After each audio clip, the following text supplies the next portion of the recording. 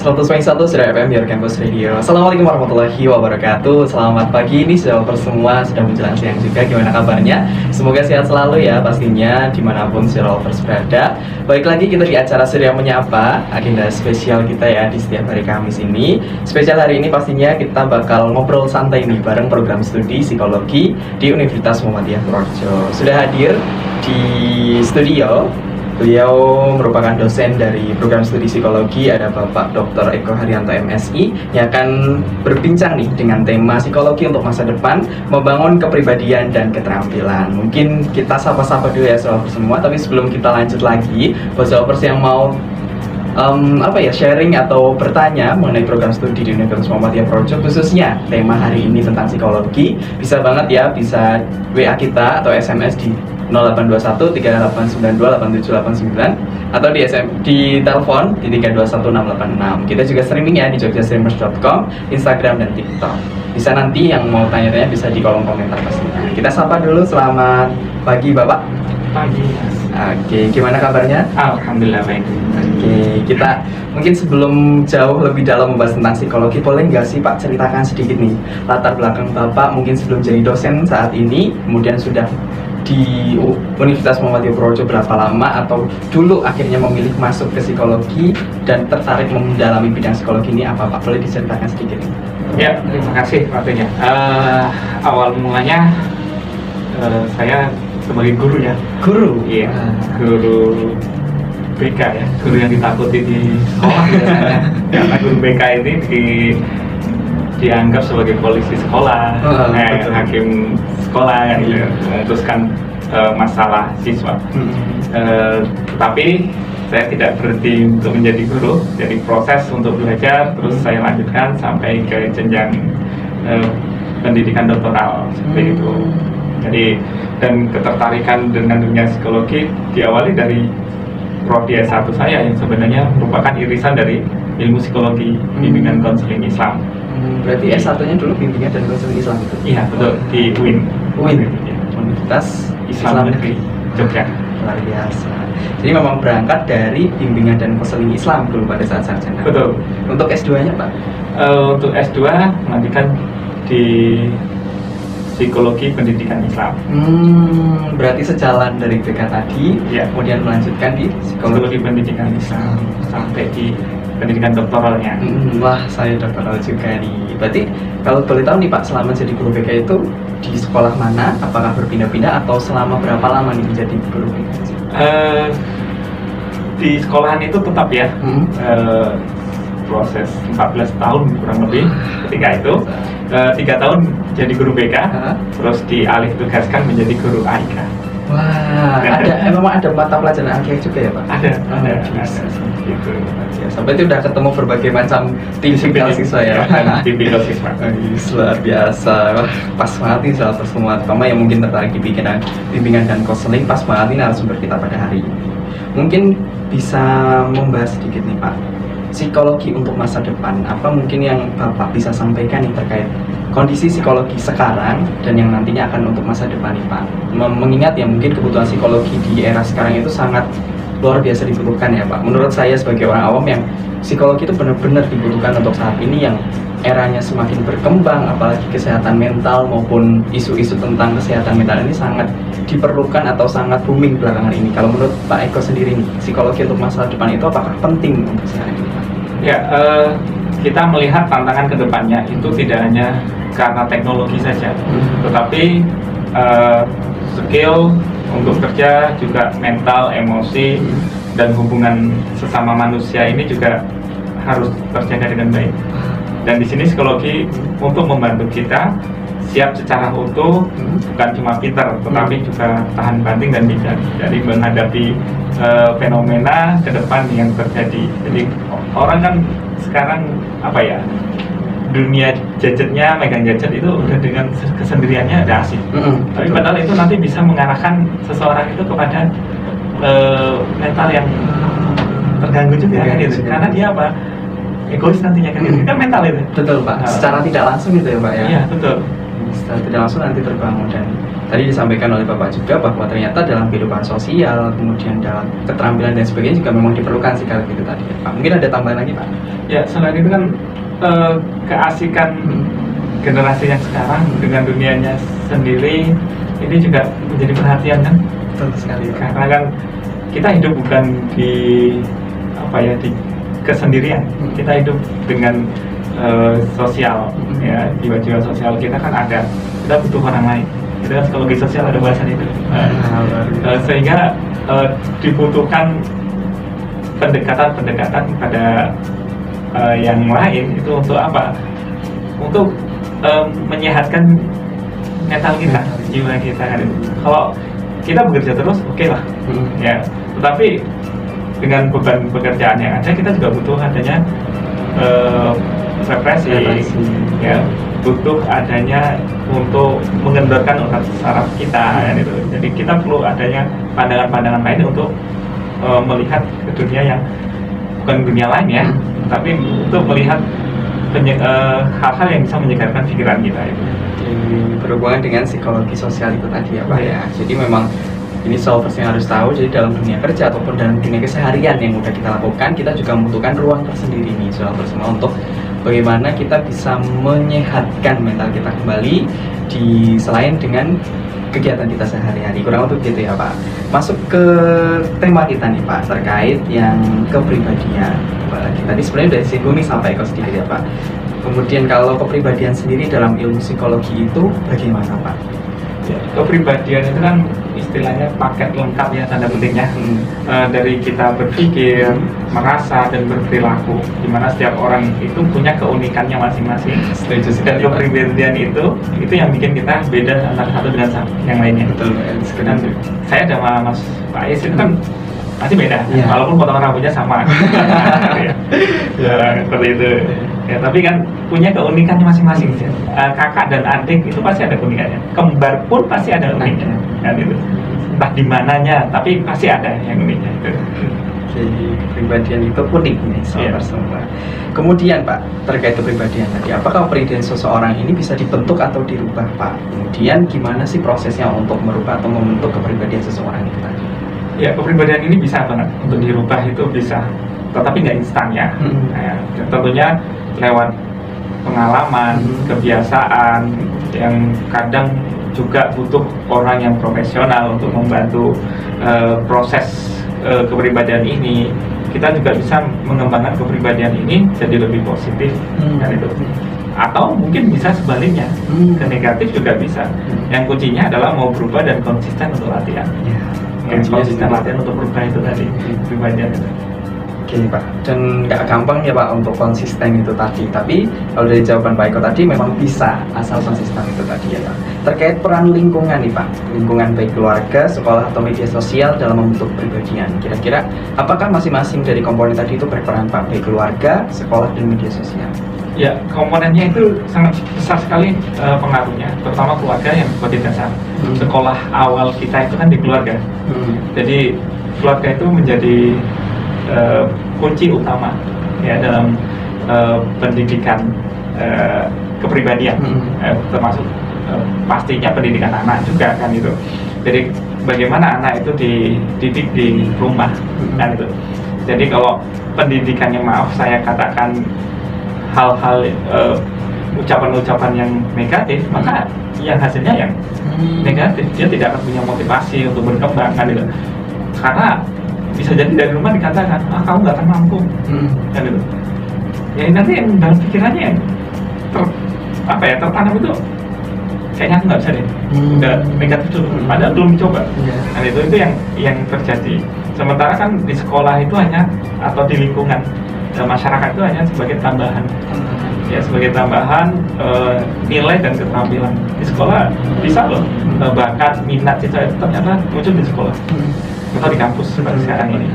Karena di rumah dia kayaknya diam, dia di kampus aktif di mana-mana. Bakatnya yang tadinya nggak kelihatan ternyata sebagai leader dan lain sebagainya terlihat kan itu.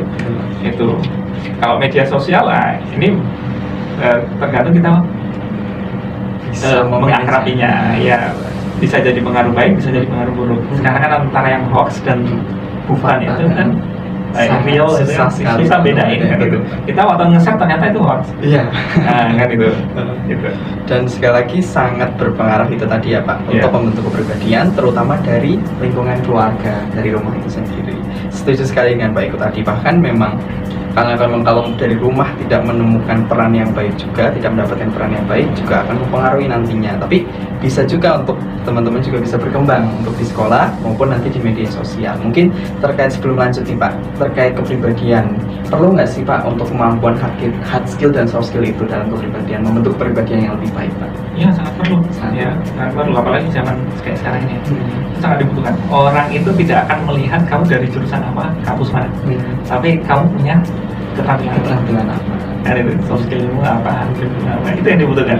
Dan Bapak setuju nggak Pak dengan kebutuhan hard skill dan soft skill juga yang sekarang itu sebenarnya sangat-sangat diperlukan, dalam artian untuk anak muda yang pandangan menurut saya sendiri itu sudah semakin menurun nih Pak.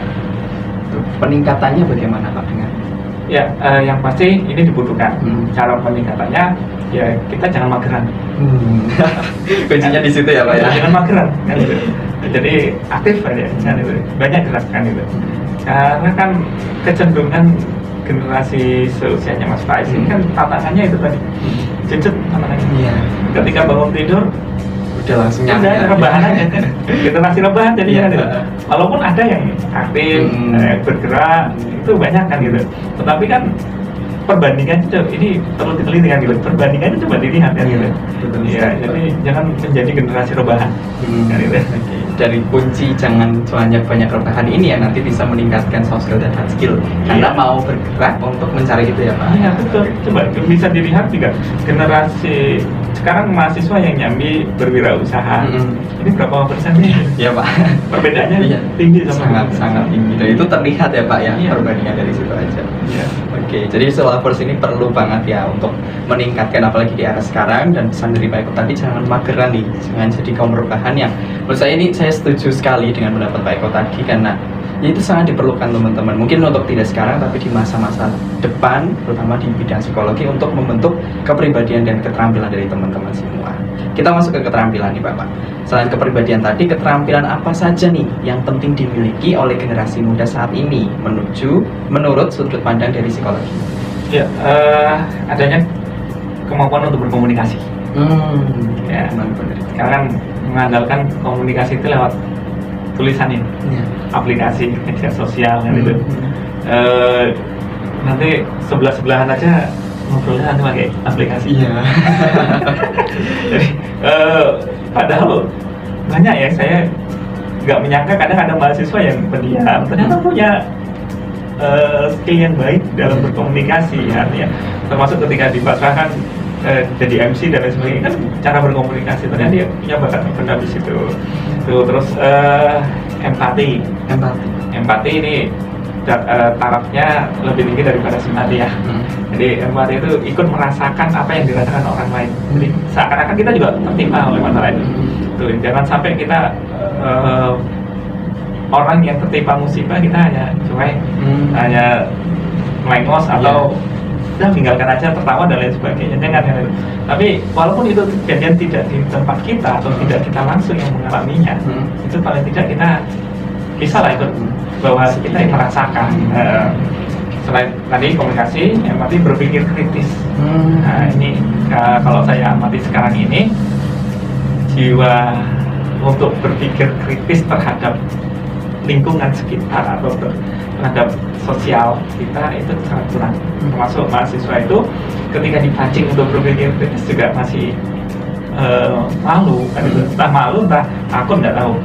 Artinya kita kehilangan generasi di sini, kan itu. Jadi ada generasi yang hilang itu generasi kritis. Bisa jadi kritisnya itu karena ngikutin aja, ngikuti arus, kan itu dorong-dorong dan itu padahal apapun itu harus kita kritisi sebenarnya. Dan orang yang dikritisi itu harus siap menerima. Dan itu bukan sebagai ancaman, justru itu sebagai motivasi, sebagai acuan untuk kita lebih baik lagi, kan gitu. Itu dan terakhir adalah mampu untuk mengatur emosi. Nah, jadi kalau udah dikritisi, emosinya ya jangan meledak-ledak. Ya ketika misalnya Mas Faiz kritisan saya, oh ya terima kasih, kapan kita ngopi bareng. Nah, lebih enak kayak itu gitu lebih ya, enak kan daripada mau langsung kesulut emosinya atau Iya. bahkan terus nggak komunikasi sama sekali. Betul kan itu. Kalau udah nggak komunikasi kan itu silaturahmi nggak enak. Iya, terus. Iya, jadi mendingan makan bareng, ngopi bareng itu lebih enak. Yes. Oke, tadi ya selama semua itu ya, keterampilannya ternyata ada komunikasi, empati, kemudian pengelolaan emosi, dan apa ya Pak tadi saya lupa. Kritis, berpikir kritis ini yang paling penting. Jadi Ini termasuk soft skill ini. ya betul Pak. Iya. Itu baru saja mau bilang nih, kalau ternyata keterampilan dalam sudut pandang generasi muda, dalam sudut pandang psikologi untuk generasi muda itu ada 4 komponen itu tadi ya Pak ya, Iya. yang memang tadi Yang Pak mungkin bisa jadi lebih lah ya. bisa jadi lebih, Bisa tapi jadi lebih. minimal ada Minimal 4 itu itu, ya iya. Pak. Oke, luar biasa. Dan bener Pak, setuju, karena pada saat saya dulu sekolah itu bener-bener teman-teman saya itu bisa mau untuk diajak berkomunikasi dengan berpikir kritis. Misal kita ada satu topik, langsung menyaut-nyaut itu Pak, itu yang sangat-sangat dikangenin nih di masa Ya, dulu. betul. Tapi untuk masa sekarang malah kayak kamu aja atau Nah, bahkan nah. sama sekali nggak menyampaikan. Itu yang mungkin perlu dikembangkan lagi ya Pak ya. Dan itu merata loh ya, bukan di Purworejo saja. Makanya itu Iya, Pak. merata. Jadi saya menemukan beberapa teman dosen di kampus-kampus yang artinya yang terkenal ya, ternyata itu dialami juga. Wah. Nah, jadi ini merata, fenomena ini merata. Jadi mahasiswa yang dipancing untuk kritis, untuk bertanya di dalam kelas, nggak ada yang bertanya kan gitu. Gitu. Ini nggak tahu ini karena hilangnya di mana ini. Jadi kita harus bisa mengembalikan ini. Nah, itu termasuk di kelas itu ketika ada pertanyaan, kok diem saja, kan itu. Ini kita harus Padahal itu kesempatan yang luar biasa untuk belajar. Iya betul. Oke. Nah ini Pak, pertanyaannya sejalan dengan yang tadi. Pendekatan psikologi yang bisa membantu seseorang ini untuk membangun soft skill seperti komunikasi, kepemimpinan, dan empati tadi Pak. Kira-kira apa nih setelah kita melihat permasalahan itu tadi? Ya, psikologi itu kan ilmu yang mampu memahami diri sendiri dan orang lain. Gitu. Kalau kita ngerti gimana orang berpikir atau merasa, maka otomatis lebih gampang untuk berkomunikasi, memimpin, dan berempati itu tadi. Gitu. Jadi bagaimana kita ngerti orang. Jadi mau menjadi pendengar yang baik aja. Ya. Karena sulit untuk menjadi pendengar yang baik. Termasuk yang ini menurut saya ya, kekritisan teman-teman itu terhenti ketika ini benar atau tidak, tetapi bisa jadi berhenti di tingkat pendidikan yang dasarnya. Ketika di TK, anak-anak itu kan diekspresi oleh guru-gurunya itu dengan sangat luar biasa. Dia menggambar menurut kita biasa, tapi guru TK itu ekspresinya wah bagus dan lain sebagainya. Ketika mereka banyak bertanya, itu kan diekspresi dengan luar biasa. Ya, Iya, betul. apapun akan ditanyakan. Iya. Kan itu. Tetapi ketika dia sudah sampai di tingkat atasnya TK, itu banyak guru yang nggak support dengan mereka. Sehingga kadang ketika mereka banyak tanya, kamu banyak tanya sih cerewet sih, Iya. kok diem aja kan itu. Artinya padahal kekepoan mereka itu kecerdasan mereka sebenarnya. Dan itu masa dimana juga mereka selalu ingin tahu untuk belajar itu tadi ya, Pak? Betul, kepo itu kan keingintahuan dan itu menunjukkan mereka cerdas dan kritis. Betul. Kalau itu terus digali, ini akan berlanjut. Kan gitu. Nggak tahu ini karena fenomena dulu adanya COVID dan lain sebagainya terhenti, nggak tahu ya. Terus hilang generasi ini saya juga belum paham kan. Tetapi ada yang di situ hilangnya di situ ada. Sehingga ketika ditinggal lanjut terus, ketika mau tanya ada yang bertanya diam. Nah, itu. Jadi sampai ke bawah ke masa oh iya. Nah, itu. Sehingga sekarang kalau mau mereka berpikir itu dengan AI aja gitu. Jadi kritisnya mereka dengan AI kan gitu. Bukan dengan individu, bukan dengan perseorangan, itu bukan kan gitu. Karena merasa tidak mendapat jawaban. Betul, iya. Nggak puas kan dengan jawabannya, sehingga ketika ditanya ini rujukannya dari mana? Al-Quran. Tapi dari mana? Google. Iya. Oke. Itu tadi ya soal semua. Jadi memang benar-benar sangat dibutuhkan sekali nih kemampuan seseorang untuk membangun sosial, dan lagi-lagi dari diri sendiri, penerimaan individu itu tadi. Terkait peran nih Pak, peran pendidikan psikologi di kampus, khususnya di Universitas Muhammadiyah Purworejo dalam membentuk mahasiswa yang berkarakter dan terampil, dari psikologi Universitas Muhammadiyah Purworejo sendiri. Ya, di kita, di prodi kita tidak hanya belajar tentang teori saja, yang pasti kita banyak prakteknya, termasuk kan dalam hal tugas-tugas akhir itu kita sudah mulai mengurangi yang sifatnya teoritis. Jadi mahasiswa disuruh diminta untuk mencari kasus, studi kasus, dan menyelesaikan kasus tersebut dengan teori-teori yang kira-kira cocok dengan gitu. Kita lakukan praktekkan gitu. Ya, hendaknya memang seperti itu kan gitu. Termasuk yang tidak ada psikologi, saya kira semua prodi bisa melakukan hal tersebut kan gitu. Jadi mahasiswa nggak cuma tahu di hafalannya saja, ilmunya saja. Kalau teori kan dihafal saja, tapi prakteknya bingung nanti. Jadi bisa menerapkan langsung dalam kehidupan sehari-hari. Ketika dikasih, misalnya pun ketika dikasih kasus, kalau kasus seperti ini nanti bisa seperti apa? Atau kamu ketika menemukan kasus seperti ini, penyelesaiannya gimana? Nah, itu seperti Purworejo itu kan tingkat ODGJ-nya tinggi ya, di provinsi Jawa Tengah. Nah ini penyelesaian ini di mana? Dan ini kan peran psikologi ini harus kan itu tampil kan itu. Dan ini valid data ini kan itu. Bisa dilihat lah dari BPS atau dari Dinas Kesehatan bahwa ada fenomena yang menarik. Kalau dikatakan Purworejo ini kecil kotanya, tapi kenapa kok tingkat ODGJ-nya tinggi? Berarti kan ada kesehatan mental yang terganggu di sini kok tinggi sekali kan itu. Yang membawa ke arah sana kenapa kan itu? Itu ini baru tingkat itu ya, belum kita telusuri nanti tingkat bunuh diri dan lain sebagainya. Ini kan nggak tahu berapa kan itu. Kita hanya kemarin beberapa waktu yang lalu mendapatkan informasi ini hanya di bagian ini dulu. Kita belum tanya bagian yang lain gitu. Oke, siap Pak. Sebelum kita lanjut, mungkin Silver's ya, sambil kita tunggu-tunggu nih masih untuk yang mau tanya-tanya bisa di live kita ya, ada TikTok dan Instagram, mungkin bisa di kolom komentar atau bisa WA dan SMS di 0821 3692 8789 atau di telepon 321686. Kita jeda pariwara dulu sebentar ya Pak, sebelum kita lanjut lagi masih di Surya Menyapa bersama program studi Psikologi Universitas Muhammadiyah Purworejo.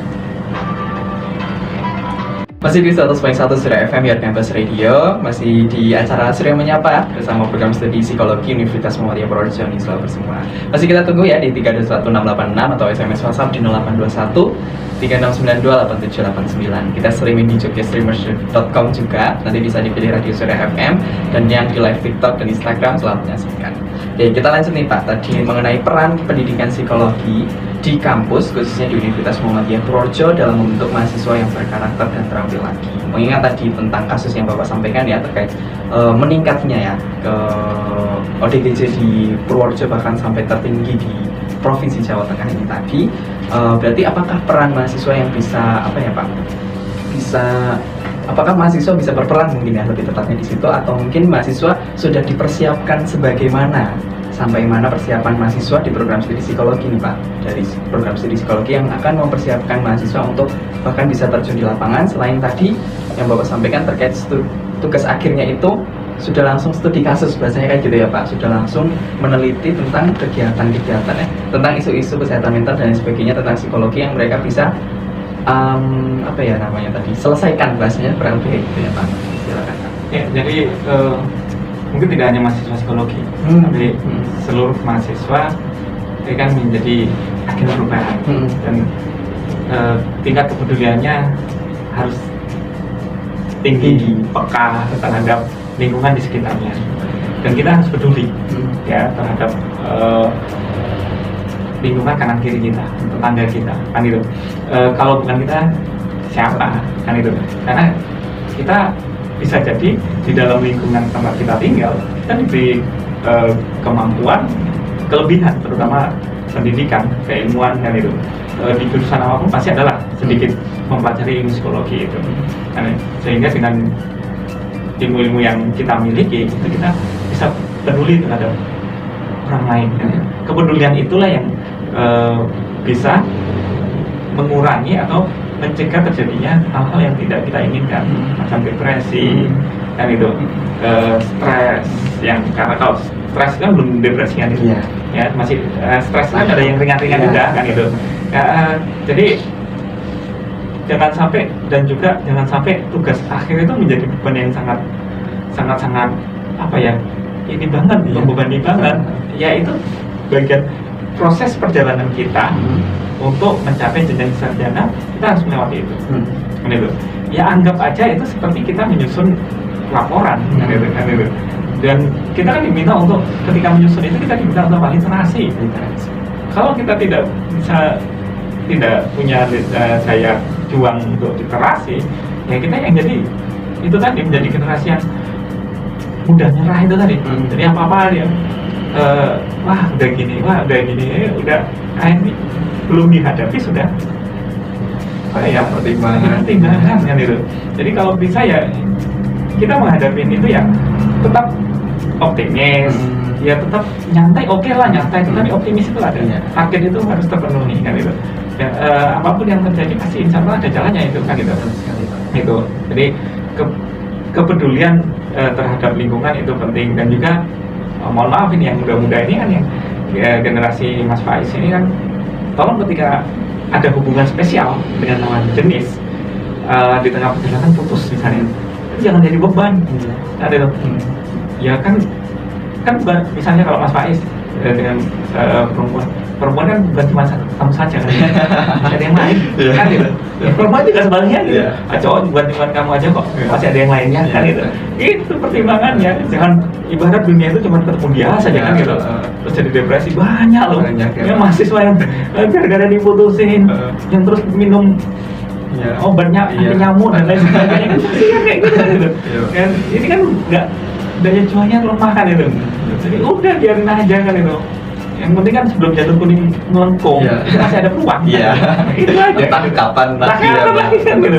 Yang penting itu kan. Jadi kita menempatkan di situ jangan terus ya bukan dia aja seorang, masih ada yang lainnya. Nggak berteman dengan dia, masih ada teman yang lainnya kan itu. Ya saya misalnya Mas Faiz teman akrabnya siapa? Cewek apa cowok kan itu? Ternyata cowok kan itu. Kemana-mana selalu boncengin ke sana. Artinya kan nggak harus dengan lawan jenis kan gitu. Bisa-bisa ketika ada hubungan dengan lawan jenis, waktu terbatas. Nggak boleh main dengan teman yang ini, nggak boleh nongkrong di mana, nggak bisa explore dan lain sebagainya kan gitu. Ya jangan mengekang gitu. Jadi jangan dijadikan alasan bahwa cuma dia seorangnya kan. Jadi ini antisipasi hal-hal tersebut ya, teman-teman juga harus bisa mengkondisikan diri. Nah, jadi sehingga ada baiknya yang menempatkanlah diri pada tempatnya kan itu, pada porsinya saja. Jadi jangan terbawa stres kan itu. Ketika menyelesaikan skripsi yang baik itu adalah skripsi yang selesai. Itunya itu. Ya, karena apa? Oh ini masih direvisi. Ya iya, nanti juga ketika ujian akan mengalami revisi lagi. Yang penting selesai dulu. Selesai diajukan ke pembimbing, nanti diujikan, ya gitu lagi muternya kan gitu. Ya dihadapi saja. Karena nanti ke depan juga akan menghadapi itu juga ketika teman-teman tidak puas pada tingkat pendidikan yang sekarang. Nanti kan tentu tidak puas, misalnya ada motivasi untuk sekolah lagi, ya sekolah lagi kan gitu. Pasti tidak berhenti di sini kan gitu.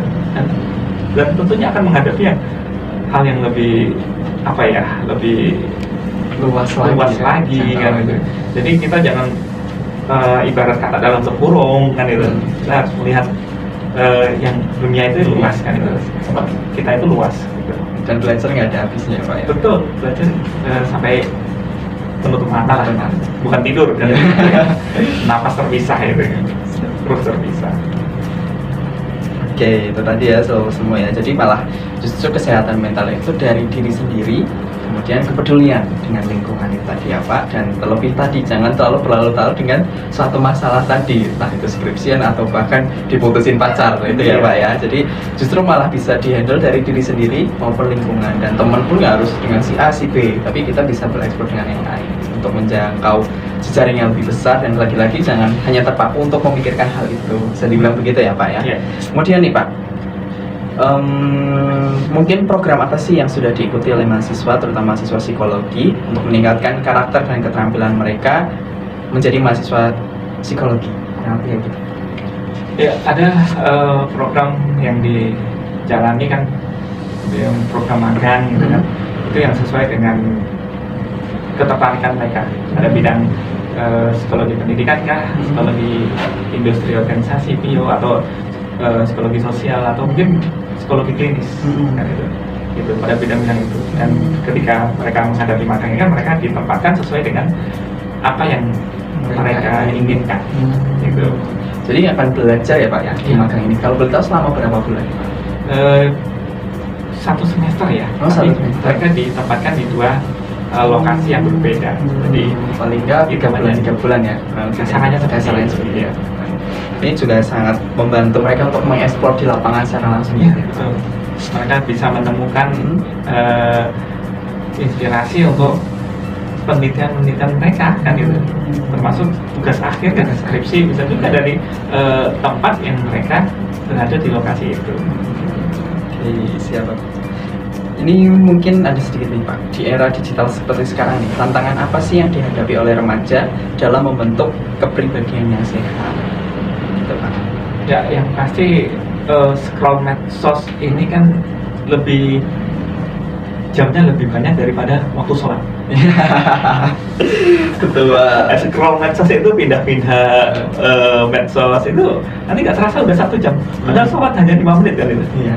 Kayaknya gitu. Iya, betul Gitu. Pak. Yang pasti kan ini ya, terus perbandingan yang bikin insecure ini sampai kadang tekanan buat tampil sempurna. Jadi dari medsos ini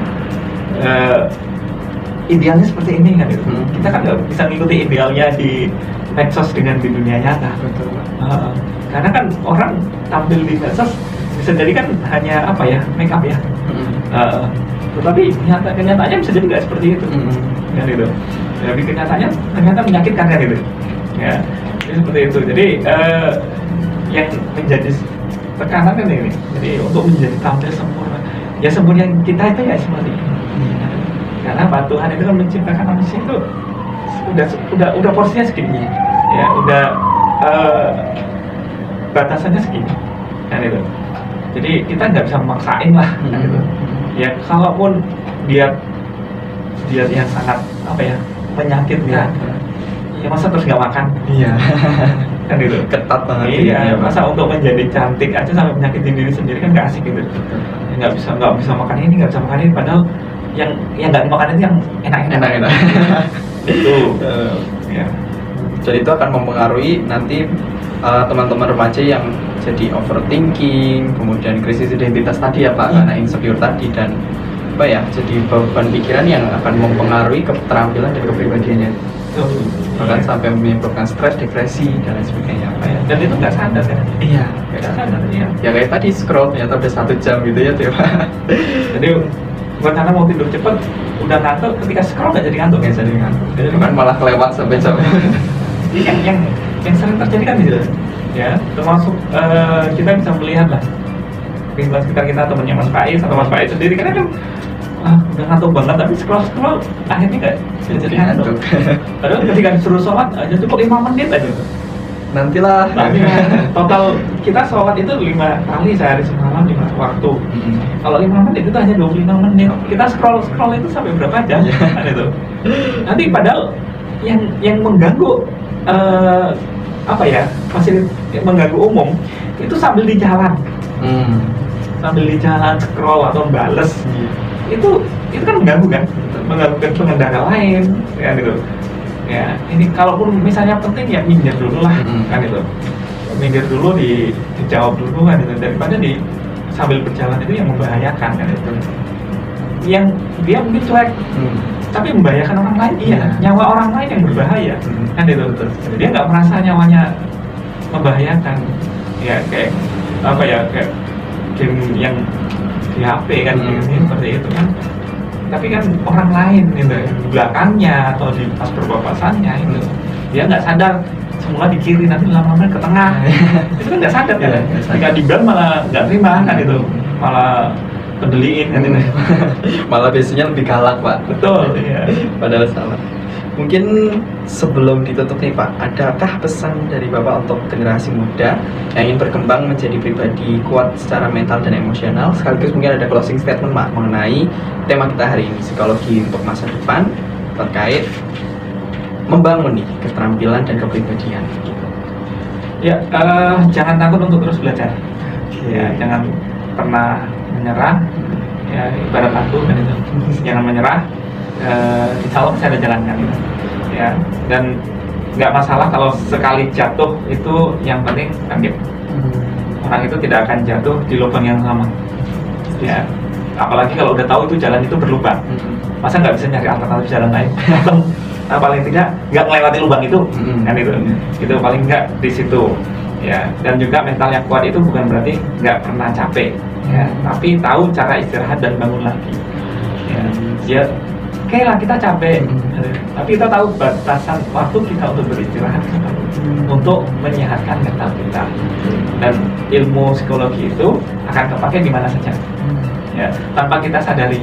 Mas Faiz misalnya sekarang prodi pendidikan, ya, tapi nanti satu saat itu ilmu itu akan kepake, sadar atau tidaknya, dan itu dalam entah nanti dunia kerja karir atau dimanapun itu pasti akan ada di keluarga, di pertemanan, bahkan kita mengenal diri sendiri atau keluarga kita nantinya, kan itu. Dan juga meski bukan tadi saya katakan bukan dari prodi psikologi, bukan anak psikologi, belajar psikologi itu tetap bisa bikin hidup lebih sehat dan berkualitas, gitu. Ya, karena kan psikologi itu kan katanya kan ilmu jiwa, iya, kan itu. Jadi kita belajar itu nggak rugi. Nah, jadi kita bisa untuk apa? Untuk kehidupan kita. Jadi orang gampang capek karena tidak pernah berolahraga. Olahraga itu penting karena bisa untuk menjaga jiwa kita, mental kita. Dampaknya kemana psikologi kita, ya kan? Psikologi well-being kita, kan itu kesejahteraan psikologis kita. Gitu. Dan itu secara tidak langsung memang kita sudah melakukan itu dan membutuhkan itu ya Pak. Betul sekali. Dan jadi jangan rebahan aja di dalam kamar, gitu. Dan dengan kesibukan kita atau dengan pikiran kita yang kacau itu tadi, istirahat juga perlu ya Pak ya, istirahat secara Iya. Oke, mungkin itu sahabat semua. Kita akhiri untuk sesi kali ini. Terima kasih banyak Pak Eko atas kesempatannya yang luar biasa. Kita sudah membahas tentang psikologi untuk masa depan, membangun kepribadian dan keterampilan. Luar biasa, ini topik yang sangat dibutuhkan. Jadi dari kemarin itu selalu yang kita bahas itu sangat-sangat apa ya Pak? Sangat-sangat menjadi insight untuk kita. Ya sesuai bidangnya masing-masing. Kemarin bahas tentang TI, bagaimana perkembangan teknologi informasi sekarang kita membahas tentang psikologi yang lagi-lagi hampir semua komunitas dibutuhkan Pak. Dan luar biasa closing statement dari Pak Eko tadi, harusnya saya catat tadi karena itu kata-katanya luar biasa sekali dan sangat-sangat menyentuh kita semuanya. Itu tadi kita boleh istirahat dulu, kebutuhan psikologi dan sebagainya.